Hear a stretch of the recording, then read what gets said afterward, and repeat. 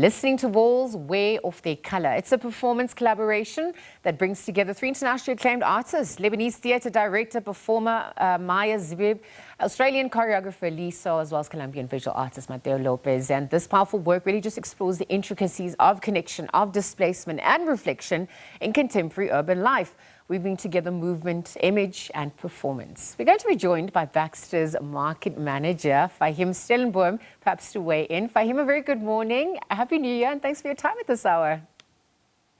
Good morning to you, yes, and Happy New Year. I don't know that we're still saying Happy New Year I think because it looks like we've... Yes. It looks like we've hit the ground running, I think, for everybody. No, absolutely. 2026 is promising to be one of galloping. But, I mean, let's get into what you have to offer as well, this collaboration. I mean, I mentioned it. There are themes of connection and displacement and reflection in the collaboration. Perhaps you can explain what that further means as people come to experience this endeavor.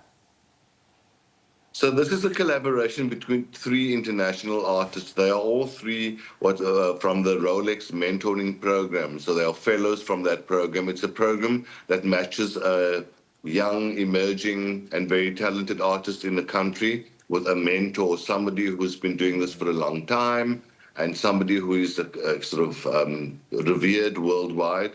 We have, for example, one of the artists who did the set design for this production, Mateo López. He, for example, was a protege to our very own William Kentridge. Wow. The Baxter's Lara Foot, for example, is a former protege from 2003, 2004 with Sir Peter Hall, the late Sir Peter Hall. So they match these wonderful artists in countries and in their various genres with mentors. And so these three artists who are coming to the Baxter next week are all three former, what we call fellows of the Rolex mentoring program. And this particular production are these three artists have gotten together. Lee Serle, the choreographer from Australia, is very familiar with Maya Zbib's work. She's Lebanese and she's a theatre maker. And so what they have done is that they have kind of met over the while, and the three of them have come up with this wonderful idea of this production, Listening to Walls Wear Off Their Color. It also brings in two local dancers. You've got him on your screen there, Grant van Ster and Lauren Sukul. They are both acclaimed and award-winning South African dancers and choreographers. Lauren, for example, is a former Standard Bank Artist of the Year award winner. And so this production looks at the whole idea of the other, of displacement, of isolation, that here we're in a world where we are able to connect so easily, so quickly. Look, we are doing this interview, for example, very clearly on Zoom, and WhatsApp and all these social media platforms that we are able to connect directly.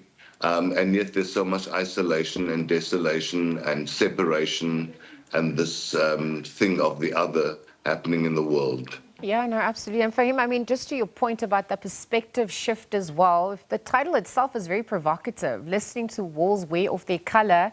And obviously, you've just spoken about what it evokes as well. But if we're looking at these different backgrounds that the artists come from, their perspectives as well, how did that shape the creative process? Were you privy to what they were doing behind the scenes as they put everything together? How did you take all of that in?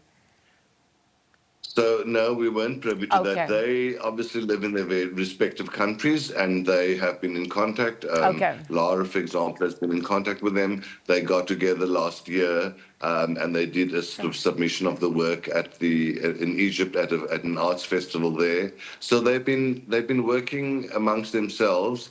And the work has been coming on for about 9 years, it's because of their different schedules. And so it was kind of firmed up last year. It was performed last year, but the idea of it coming to the Baxter was firmed up already in 2004.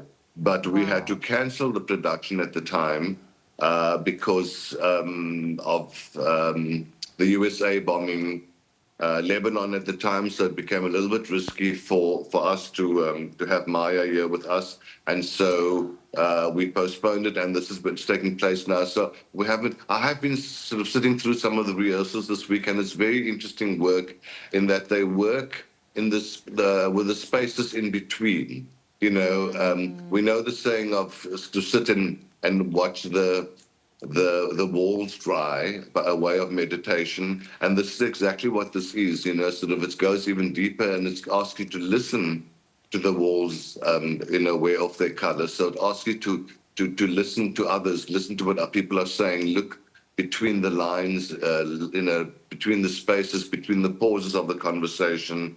All those elements which are fundamental to bring us closer together and not divide and separate us. So it's interesting to see with the use of the set, how they interact and how they move from one space into another space and how they move into each other's spaces. That is fascinating because that is important for us, I think, in the world today, now more than ever, when the world is so polarized and so divided. I actually wanted to get into that, the significance of creating this piece for South Africa, for the continent, for the world, how we relate to the global conversations. The power of art is that it exposes the truth, but it also helps us heal through that. Absolutely. I think that has always been the power of the arts and of theatre. It's that experience of being in a space with somebody else experiencing exactly what you're experiencing, but their response may be different. And that within itself becomes a conversation point. That within itself becomes a healing point. And theatre is able to do that. It's a live, visceral experience that you sit through. And you get transported and you allow yourself to go with it, allow yourself to sort of flow and understand that what is happening here, it's a safe space, it's a space where we would like people to just engage, understand, help each other to heal, hold mirrors up to sort of show what is wrong. And theatre has that power to do that, and it's important that it does that. In young people, for example, it helps also to shape a new view of the world, to look at things differently, to perhaps be a little bit more quiet and a little bit more understanding of somebody who is different to what you are. Absolutely. Tolerance is key, and also just that space that obviously is connected to the infinite, and just that pause that helps us to heal and slow down in this frantic world that we're living in. I wanted to go back to the point. I wanted the point about it, spanning over 9 years, and then obviously all of this coming together. What would you say some of the biggest challenges in putting all of this together as well? Yes, you spoke about it. Everyone was in their different disciplines, different countries. Time was a factor as well. The geopolitics that was also playing out. But just over the 9 years, what have been some of those biggest challenges? How has it also now set the precedents going forward from here into for other productions like this? Absolutely. So I think the geopolitics or political perspective is one that plays a major role. People in different parts of the world, different time frames. But of course, as we spoke earlier when I first started talking, and there are ways and means that they were able to meet certainly online in this way. But there's also such a thing as their schedules and their program. They were trying to define, they were trying to create, they were trying to work their way to develop the work into what it is today. So it takes time. Then they are their own schedules. They've got things on with their schedules. That being, the fact that all three of them are renowned international artists, and so therefore, there's a lot on their plate, so to speak. But I think they've worked through that, and as many artists do, is that a work needs to incubate, and it develops, because especially when you go to work that deals with such a deeper level, whereby it asks you to go to spaces that kind of require quiet. The world, as you know, is quite mull at the moment everywhere in the world, and it's being perpetuated, and I think what is required of us as human beings is a greater sense of consciousness, a greater sense of integrity and honesty, and also of moral integration. That we look and we can see what wrong is wrong.